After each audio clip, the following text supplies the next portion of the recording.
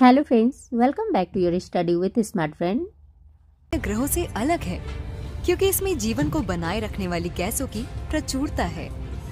क्या आपने कभी सोचा है कि इंसान अंतरिक्ष में ऑक्सीजन सिलेंडर क्यों ले जाते हैं? जीवन को बनाए रखने वाली गैसों की कमी के कारण बाहरी ऑक्सीजन के बिना अस्तित्व असंभव हो जाता है।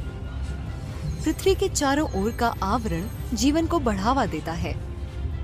यह इतना महत्वपूर्ण क्यों है, आइए जानते हैं।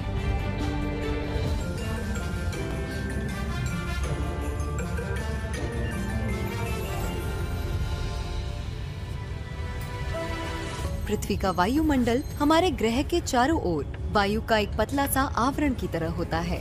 वायु किससे बनती है? वास्तव में वायु विभिन्न गैसों का मिश्रण है।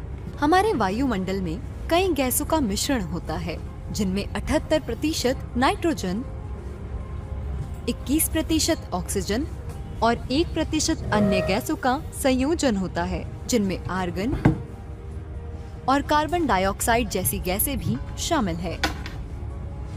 नाइट्रोजन गैस पादपों और वृक्षों जैसे सजीवों के विकास में सहायक होती है। पौधे सीधे नाइट्रोजन का उपभोग नहीं करते हैं, लेकिन जड़ों में उपस्थित जीवाणु पौधों को वायुमंडल से नाइट्रोजन प्राप्त करने में सहायता करते हैं। जंतुओं और मनुष्यों में क्या समानता है? हम सभी को जीने के लिए ऑक्सीजन गैस की आवश्यकता होती है। ऑक्सीजन हमें भोजन को पचाने और ऊर्जा प्रदान करने में सहायक है। कार्बन डाइऑक्साइड गैस भी आवश्यक है, क्योंकि यह पृथ्वी से उत्सर्जित ऊष्मा को अवशोषित करती है और पृथ्वी को गर्म रखती है।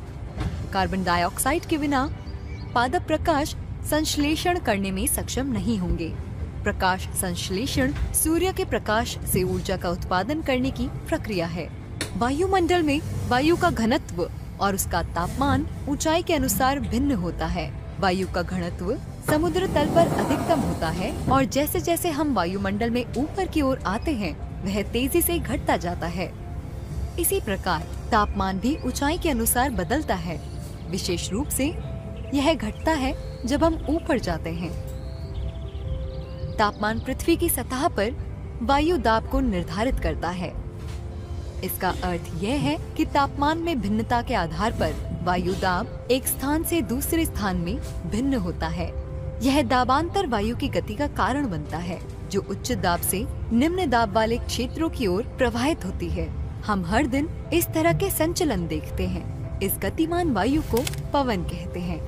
ये सभी स्थितियाँ किसी विशेष स्थान के मौसम को प्रभावित करती है। अधिकांश मौसम संबंधी गतिविधियाँ पृथ्वी की सतह के निकट होती है, जैसे वर्षा, बर्फ और वायु। वायुमंडल पृथ्वी की सतह से 1600 किलोमीटर की ऊंचाई तक फैला है। ऊर्ध्वाधर रूप से वायुमंडल में 5 परतें हैं, जिनमें से प्रत्येक की अपनी विशेषताएं हैं। पृथ्वी की सतह से शुरू होते हुए पहली परत को क्षोभ मंडल कहा जाता है। इसके ऊपर समताप मंडल है, फिर मध्य मंडल और उसके ऊपर ताप मंडल है। सबसे ऊपरी परत को बाह्य मंडल कहा जाता है।